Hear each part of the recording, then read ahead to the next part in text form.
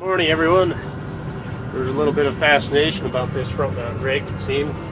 We were doing a little demonstration of what she does today. Wind had a little bit of fun last night, blew some windrows clean out of the windrow. So, got a big old mess here. Check that out. Just cleaning that all up. Oh yeah. Main reason we got this rake. And I will say, first year I've had it, second crop, oops, missed a little bit there. Or excuse me, not second, but first crop. I think it's already paid for itself in cleaning things up. It's really been a sweet unit, well put together. Got a few things I'm gonna change on it, put a little shock absorber on it because it likes to bounce there. We'll lift it up a little bit, let you see how it works. See that bounce in it. Find shock absorber, something like a strong arm type you'll see on your engine hood or door. Put something on it to keep it from bouncing up, because we got some pretty rough fields here. They get rough after about 2 years with gopher mounds, and then we're usually only baling as fast as we can handle the speed because of the roughness of our fields. So I'm afraid that rake's going to bounce and break some things. It's got some leaf springs on it that help hold the tension off the ground. So it bounced a little bit there on a couple of those gopher mounds.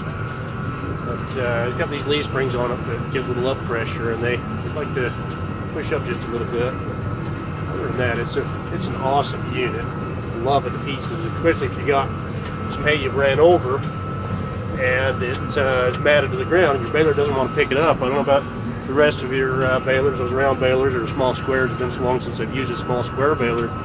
I don't remember having issues with picking up windrows after you've driven on them.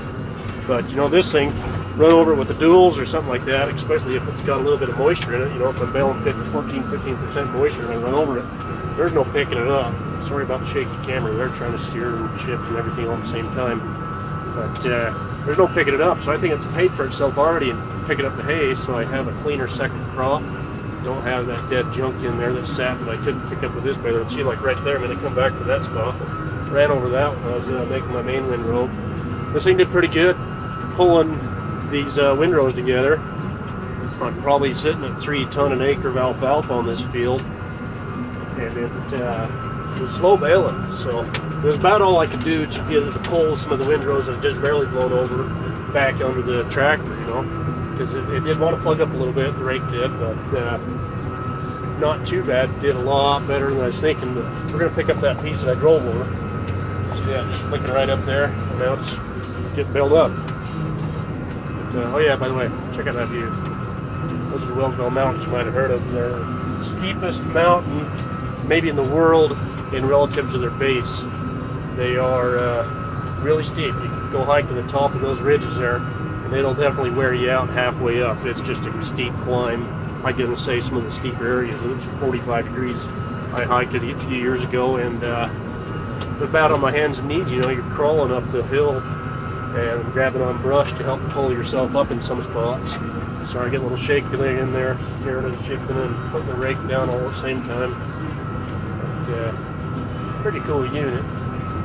Just cleaned that guy right up there, flicking it right in there. Oh yeah, definitely worth what we paid for it, I will say. Only thing, you know, I wish it was a little easier to see around.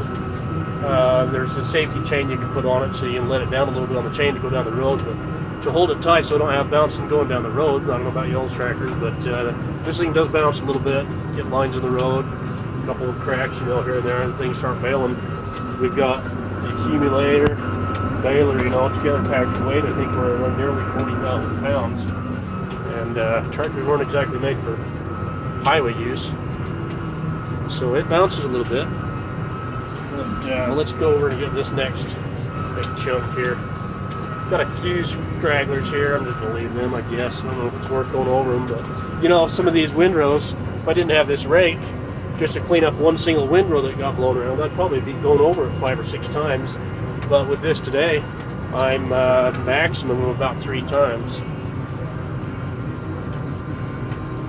Pulls that right together.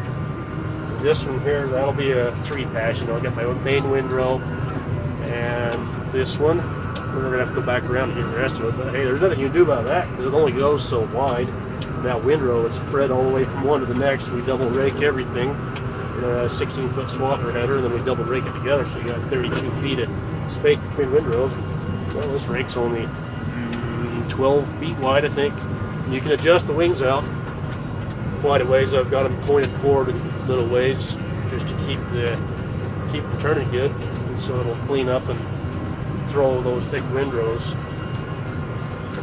But anyways, I'll quit babbling. Hope you guys have a great day.